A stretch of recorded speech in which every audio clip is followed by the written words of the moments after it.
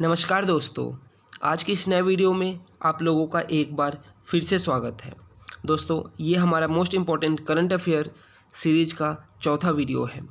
इससे पहले 3 video already upload हो चुके हैं चैनल पे, तो दोस्तों आप उस 3 वीडियो को भी जाकर ज़रूर देखें क्योंकि उसमें बहुत मोस्ट इंपॉर्टेंट करंट अफेयर्स मैंने डिस्कस किया है। और दोस्तों चैनल पे पहली बार आए हैं तो चैनल को सब्सक्राइब जरूर करें क्योंकि इसी तरीके के जो नॉलेजेबल वीडियो हैं मैं आप लोगों के लिए हर दिन अपलोड करता रहता हूँ, तो चैनल को सब्सक्राइब जरूर करें।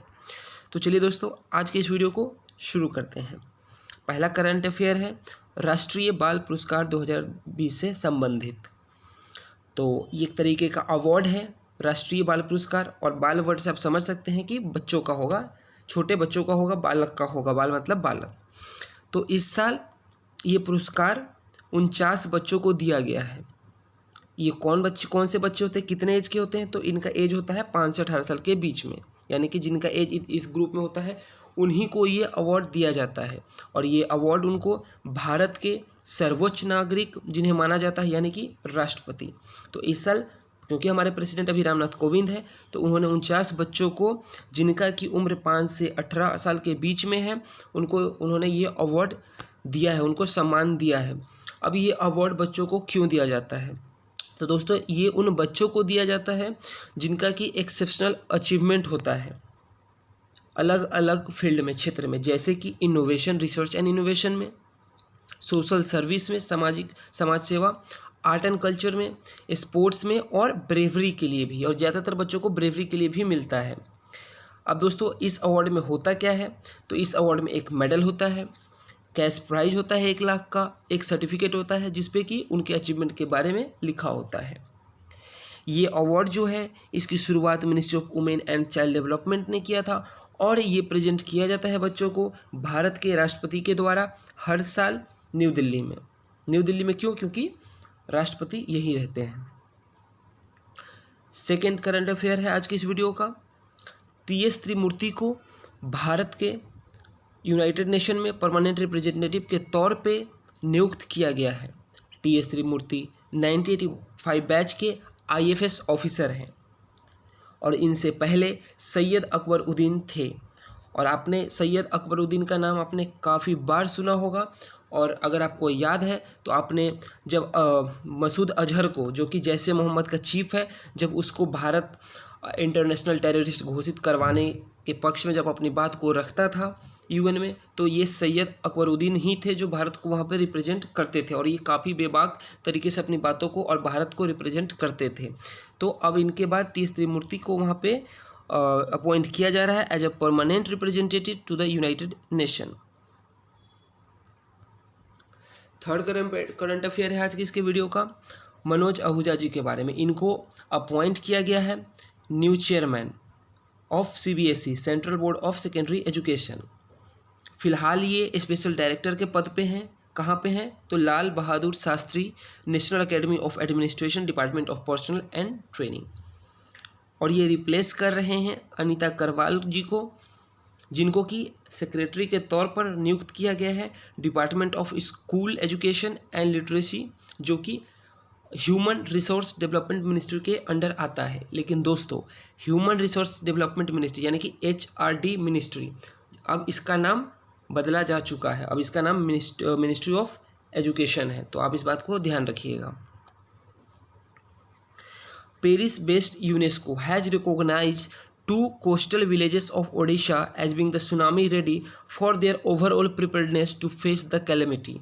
तो दोस्तों यूनेस्को ने उड़ीसा के 2 गांवों को एक टाइटल दिया है, आप कह सकते हैं कि उनके लिए एक अवार्ड है, सुनामी रेडी। सुनामी रेडी का मतलब कि वो गांव को इस तरीके से अब डेवलप्ड किया जा चुका है कि अगर वहाँ पे अब सुनामी आएगा भी तो वहाँ जो जान माल का नुकसान है वो बहुत कम होगा। उसको इस तरीके से तैयार किया गया और इसीलिए उन 2 गांवों को यूनेस्को के तरफ से सुनामी रेडी का टाइटल दिया गया है।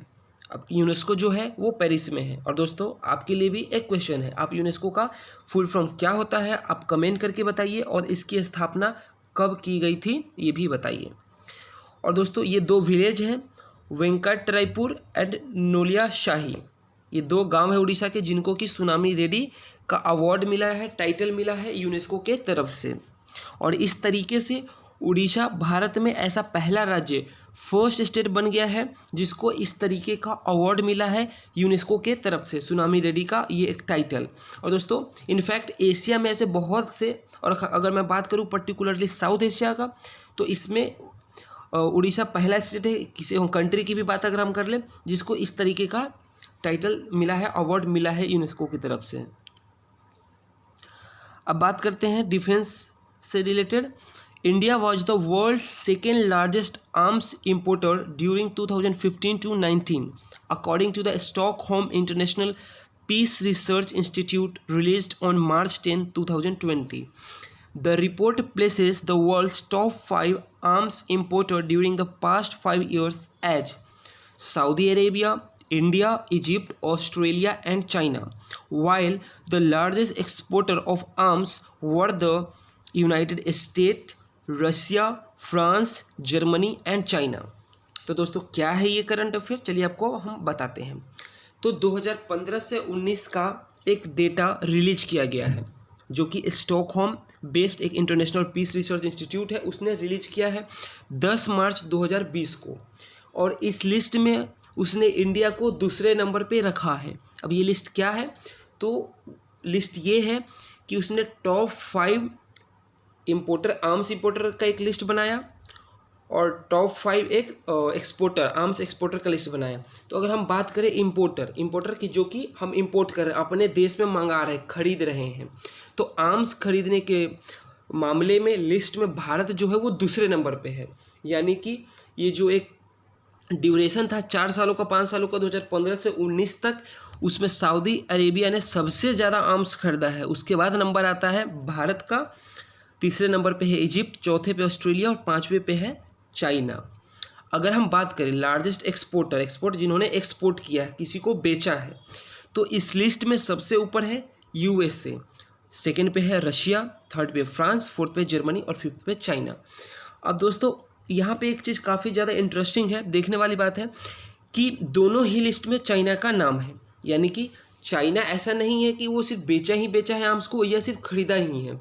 चाइना का अगर आप ओवरऑल देखें तो चाइना जो अपने पुराने उनके वर्जन के जो आर्म्स है उसको उसने काफ़ी ज़्यादा बेचा भी है, और जो नए आर्म्स बन रहे हैं दूसरे कंट्री में, खासकर रशिया से, तो उनसे वो खरीदा भी है। तो चाइना का जो नाम है वो दोनों लिस्ट में है। जबकि यहाँ पे भारत की अगर हम बात करें तो हम सिर्फ खरीदते हैं, चाहे रशिया से ले, यूएस से ले या फिर इजराइल से ले। अभी हम उतने सेल्फ डिपेंडेंट नहीं बने हैं। हम कुछ यहाँ पे हम जरूर भारत में मैन्युफैक्चर करते हैं, बट जो मैक्सिमम हमारा आर्म्स इक्विपमेंट है वो हमको बाहर से ही मंगाना पड़ता है। यूएस से मंगाए हम, रशिया से खरीदे या इजराइल से खरीदे। वहीं चाइना का मैंने आपको इसीलिए बताया कि चाइना खुद भी बनाता है, बेचता भी है और खरीदता भी है।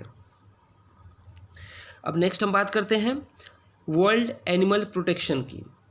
तो जैसा कि आपको नामों से ही पता चल रहा होगा, वर्ल्ड एनिमल प्रोटेक्शन यानी कि ये जो लिस्ट है इसमें एनिमल प्रोटेक्शन से रिलेटेड लिस्ट है। ये 12 मार्च 2020 को इसको रिलीज किया गया था, और इसमें पता चलता है इस लिस्ट से कि किस तरीके से जो दुनिया के देश हैं, मुल्क हैं, वो जानवर को ट्रीट करते हैं। How countries across the world are treating the animals. और इसमें जो रैंक बनाया जाता है वो ग्रुप में बांट के बनाया जाता है, ग्रुप ए, ग्रुप बी, मतलब अब इसको स्कोर भी कह सकते हैं, ग्रुप भी कह सकते हैं। तो जो जिन कंट्रीज को ए का स्कोर दिया जाता है या एक ग्रुप में रखा जाता है, उनको हाईएस्ट स्कोर माना जाता है। यानी कि वो कंट्रीज एनिमल को अच्छे से ट्रीट कर रहे हैं।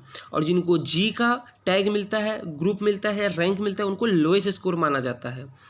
और वर्ल्ड एनिमल प्रोटेक्शन जो एक संस्था है, उसका अपना कुछ एक मापदंड है कि किस तरीके से वो किन किन पहलुओं को देखते हुए ये जो रैंक बनाती है, वो उनका अपना पॉलिसी है और एक कॉन्स्टिट्यूशनल सिस्टम है।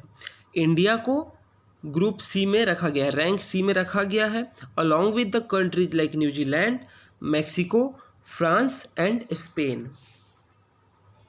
अब दोस्तों लास्ट ही करंट अफेयर इस वीडियो का वो है चंद्रयान 3 से रिलेटेड। तो दोस्तों चंद्रयान 1 सफल रहा था, चंद्रयान 2 हम उसमें कहीं ना कहीं थोड़ा हम जरूर फेल हुए, हमारा फेलियर को सामना करना पड़ा हमको, लेकिन हम वहाँ पे भी मोर देन 95% वहाँ पे भी हमको सक्सेस रेट मिला था। और वहाँ पे जो हमसे गलतियाँ हुई थी, अब उन्हीं को ध्यान रखते हुए चंद्रयान 3 को डिजाइन किया गया। इस मिशन की अनाउंसमेंट हो चुकी है और 610 करोड़ के खर्चा पे इस मिशन को डिजाइन किया गया है। और जैसा कि मैंने आपको कहा कि जो लेसन्स हमने सीखे हैं चंद्रयान 2 के फेलियर से, उसको ध्यान में रखते हुए इसको अब इस तरीके से डिजाइन किया गया है। और ऐसा माना जा रहा है कि अगर सब कुछ सही टाइम पे सही समय पे अगर ख़त्म हो जाता है तो चंद्रयान 3 की जो लॉन्चिंग है वो अगले साल यानी कि सन 2021 के पहले हाफ में, पहले 6 महीने में इसकी लॉन्चिंग हो सकती है।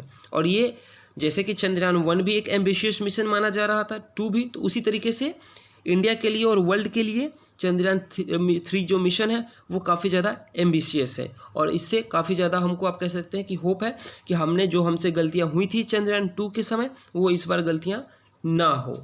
तो दोस्तों ये वीडियो आपको कैसा लगा आप कमेंट करके बताइए।